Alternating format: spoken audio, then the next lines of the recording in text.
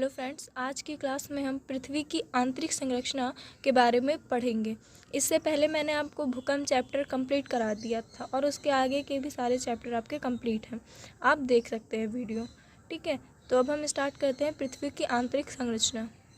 जो हमारे आधुनिक भूगर्भ के शास्त्री थे, आई मीन दैट वैज्ञानिक भी हम बोल सकते हैं। ठीक है, जो हमारे वैज्ञानिक थे उन्होंने क्या किया, पृथ्वी की आंतरिक जो संरचना थी उसको क्या किया, 3 परतों में विभाजित कर दिया, मतलब कि 3 भागों में उसे बांट दिया। ठीक है, तो जिसमें से सबसे पहला था भूपटल, दूसरा था भूप्रवाह और तीसरा था क्रोट। ठीक है, तो हम एक एक करके तीनों के बारे में जानेंगे। ठीक है, तो सबसे पहले हम स्टार्ट करते हैं भूपटल से।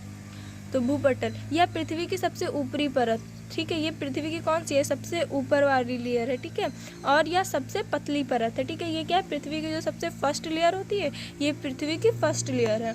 और ये क्या है, ये सबसे पतली है, मतलब ये बहुत ज़्यादा हल्की होती है। ठीक है, जो पृथ्वी की तीनों परतें उसमें से ये सबसे हल्की रहती है, मतलब सबसे पतली है। ठीक है, इसकी मोटाई 16 किलोमीटर से 40 किलोमीटर तक होती है। ठीक है, इसकी जो एक मोटाई है, ठीक है, ये 16 किलोमीटर से 40 किलोमीटर तक होती है। ठीक है, आप सोच रहे होंगे मैम बता रही हैं पतली होती है, फिर इतनी मोटाई भी बता रही हैं बच्चों, मतलब तीनों जो है उसके अकॉर्डिंग ये सबसे कम पतली है। ठीक है, भूपटल की औसत मोटाई 30 किलोमीटर है। ठीक है, इसकी जो औसत मोटाई है वो 30 किलोमीटर है। ठीक है, इसको शॉर्ट फॉर्म में मैंने केएम लिख दिया है।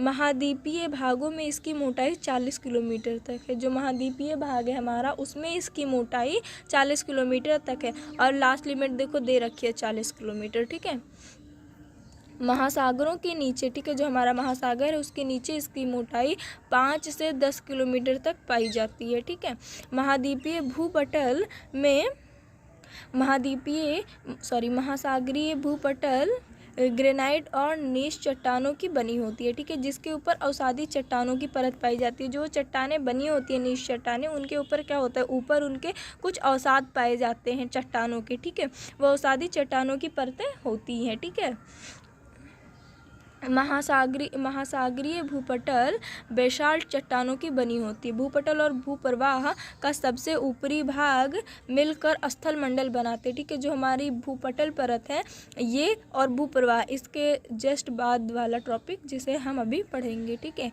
वो दोनों क्या करते हैं, वो दोनों आपस में मिलकर, ठीक है, जो इनकी फर्स्ट लेयर होती है सबसे ऊपर वाली भाग, ये क्या करते हैं, दोनों आपस में मिल जाते हैं और फिर क्या करते हैं, एक स्थल मंडल का निर्माण करते हैं। ठीक है, या फिर ये कह लो शॉर्ट फॉर्म में कि एक स्थल मंडल बनाते हैं। ठीक है, जिसकी गहराई 100 किलोमीटर तक है। ठीक है, स्थल मंडल के नीचे दुर्बल मंडल का विस्तार है। ठीक है, जो हमारा स्थल मंडल है उसके जस्ट नीचे, ठीक है, उसकी जो सेकंड लेयर है उसके जस्ट नीचे वहाँ पर दुर्बल मंडल का निर्माण हुआ है। मतलब दुर्बल मंडल, नॉर्मल लैंग्वेज में आप बोलें तो दुर्बल मंडल की उत्पत्ति हुई है। ठीक है, इसकी गहराई 100 किलोमीटर से 200 किलोमीटर तक है। ठीक है, जो इसका निर्माण हुआ है इसकी गहराई कितनी है, 100 किलोमीटर से 200 किलोमीटर तक। ठीक है, मतलब दोनों के बीच में है। ठीक है, लगभग में। ठीक है, यह 2 भागों में विभक्त है। इसको भी क्या किया गया है, 2 भागों में बांट दिया गया है। ठीक है, फर्स्ट क्या है, ऊपरी और दूसरी निचली, इन दोनों के बीच में कोनार्ड आबंधता पाई जाती है। ठीक है, जो ये ऊपरी और निचली परत है दोनों, इन दोनों के बीच एक कोनार्ड आबंधता, एक बंधता पाई जाती है। ठीक है, सॉरी, असंबद्धता पाई जाती है। ठीक है, निचले भूपटल के बाद भूप्रवाह शुरू होता है। ठीक है, जो ये निचला भूपटल है इसके बाद में क्या शुरू होता है, भूप्रवाह शुरू हो जाता है। ठीक है, तो इन दोनों के बीच एक असहबंधता पाई जाती है। ठीक है, जो ये निचला वाला भाग है इसके क्या होता है, इसके जस्ट बाद हमारा भूप्रवाह शुरू हो जाता है। इसी के कारण दोनों के बीच एक असहबंधता पाई जाती है। ठीक है, जिसे मोहो सहबंधता कहते हैं। ठीक है, क्या कहते हैं, मेहो सहबंधता। इतने टॉपिक मैंने उधर समझा दिया आपको, नोट इधर है। ठीक है, सो भूप्रवाह भूप्रवाह, भूप्रवाह पृथ्वी की बीच वाली परत है, ठीक है। पृथ्वी की कितनी परतें होती है, 3 परतों में पृथ्वी को विभाजित किया गया है, ठीक है। और ये पृथ्वी की कौन सी वाली परत है, सेकंड वाली परत है, ठीक है।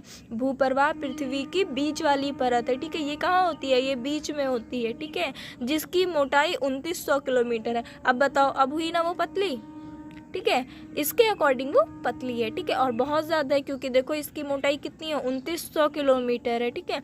और भूप्रवाह को 2 भाग में पाए जाते हैं, ठीक है। ये क्या होते हैं, 2 भागों में पाए जाते हैं, आप ये भी बोल सकते हो 2 भागों में विभाजित हैं, ठीक है।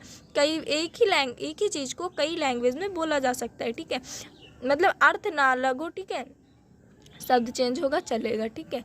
ऊपरी भूप्रवाह, ठीक है, एक होता है निचली भूप्रवाह, 2 भूप्रवाहों में इसे बांटा गया है, ठीक है। तो सबसे पहले हम देख लेते हैं ऊपरी भूप्रवाह।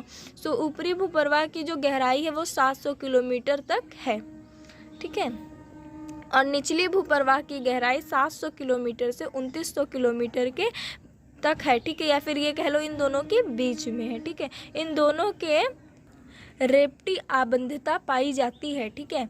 इसके बाद क्रोड शुरू होता है। अब ये आप सोच रहे होंगे क्रोड कहाँ से आ गया बीच में, ये भाई पृथ्वी के सबसे नीचे वाली लेयर है, ठीक है, सबसे नीचे वाली परत है, ठीक है। तो भूप्रवाह व क्रोड के बीच जो आबंधता पाई जाती है उसे गुबेटनबर्ग आबंधता कहते हैं, ठीक है, असंबंधता कहते हैं, ठीक है। क्रोड यह पृथ्वी की सबसे आंतरिक भाग है, ठीक है, ये पृथ्वी की सबसे लास्ट वाली लेयर है, मतलब पृथ्वी का सबसे नीचे वाला भाग यही है, ठीक है। मैंने अभी आपको बताया भी कि ये पृथ्वी की सबसे लास्ट वाली लेयर है, मतलब पृथ्वी की 3 परतें होती हैं, सबसे तीसरी वाली परत है, ठीक है, जो भूप्रवाह के नीचे पृथ्वी के केंद्र तक पाई जाती है, ठीक है। ये क्या है, ये भूप्रवाह के जस्ट नीचे पाई जाती है और कहाँ तक पाई जाती है, पृथ्वी के केंद्र तक पाई जाती है, ठीक है, ये पृथ्वी के केंद्र तक पाया जाता है। इसकी गहराई 2900 किलोमीटर से 3071 किलोमीटर तक है, ठीक है। इसकी देखो मतलब कितनी ज़्यादा है गहराई, ठीक है। क्रोड को 2 भागों में बांटा गया, ठीक है, जैसे देखो सबसे फर्स्ट वाले को भी 2 ही भागों में बांटा गया था, भूप्रवाह को भी 2 भागों में बांटा गया है और क्रोड को भी 2 भागों में बांटा गया है, ठीक है। सबसे पहला हमारा है आंतरिक क्रोड और दूसरी है बाहरी क्रोड। इन दोनों के बीच जो सहअबंधता पाई जाती है उसे हम हेमन असंबद्धता कहते हैं, ठीक है। क्या होती है, इन दोनों के बीच भी एक असंबद्धता पाई जाती है, ठीक है, असंबद्धता पाई जाती है। उन्हें क्या कहते हैं, उन्हें हेलेमन असंबद्धता कहते हैं, ठीक है। पृथ्वी की समस्त आयतन का, पृथ्वी के जो सारा आयतन है, ठीक है, समस्त आयतन का 5% भूपटल, 83% प्रवाह और 70% क्रोड पाया जाता है, ठीक है। सबसे ज़्यादा क्या पाया जाता है, भूपटल पाया जाता है, ठीक है। इन तीनों स्तरों के बीच पृथ्वी के गर्भ में कुछ असंबद्धताएं पाई जाती हैं, ठीक है। ये जो तीनों मतलब हैं इनके बीच में, ठीक है, पृथ्वी के गर्भ में, ठीक है, क्या होता है, कुछ असंबद्धताएं पाई जाती हैं, ठीक है, जिनके बारे में ठीक है अक्सर भूल जाते हैं, ठीक है। यहाँ पे जहाँ हर है वहाँ हम होगा बच्चों, आप लोग सही कर लीजिएगा, ठीक है। हम क्या होता है अक्सर भूल जाते हैं, इन असंबद्धताओं के बारे में भूल जाते हैं कि कौन सी असंबद्धताएं किन 2 स्तरों के बीच पाई जाती हैं, ठीक है। जैसे कि हम लोगों ने देखा किसी के बीच में पाई जा रही है कोई संबंधताएं, किसी के बीच कोई संबंधताएं पाई जा रही है, तो क्या होता है हम भूल जाते हैं, ठीक है। तो किसी के बीच कुछ लिख देते हैं, किसी के बीच कुछ लिख देते हैं, कुछ बच्चे समझदारी करते हैं तो वो पूरा लाइन ही हटा देते हैं, ठीक है। तो आज हम आपको इसी में कुल 5 असंबद्धताएं पाई जाती है, ठीक है, इसमें टोटल 5 असंबद्धताएं पाई जाती हैं, ठीक है। अगर आपको जानने की इच्छा होगी तो प्लीज़ आप मुझे बताइएगा कमेंट में, मैं आपको पढ़ा दूंगी, बट वो आप आउट ऑफ सिलेबस था इस बार, ठीक है, इस बार वो आपके कोर्स में नहीं था और पेपर का टाइम बहुत पास आ गया है, मुझे जल्दी से जल्दी आपका कोर्स कवर करना है, ठीक है। तो मैंने सिर्फ वही टॉपिक्स रखे हैं जो आपको इस बार आप में है, ठीक है। अगर है वो मेरे ख्याल से नहीं है, मैंने पूरा बहुत अच्छे से देखा है, नहीं है, फिर भी अगर आपको जानने की इच्छा है तो बहुत अच्छी बात है, आप मुझे कमेंट में बताएं, मैं आपको बिल्कुल वो पढ़ा दूंगी, ठीक है। तब तक के लिए आपके ये इतने ही टॉपिक थे, आप इसे पढ़ें, प्लीज़ नोट करें, ठीक है, और मेरे चैनल को लाइक एंड सब्सक्राइब कर दें। Thank you.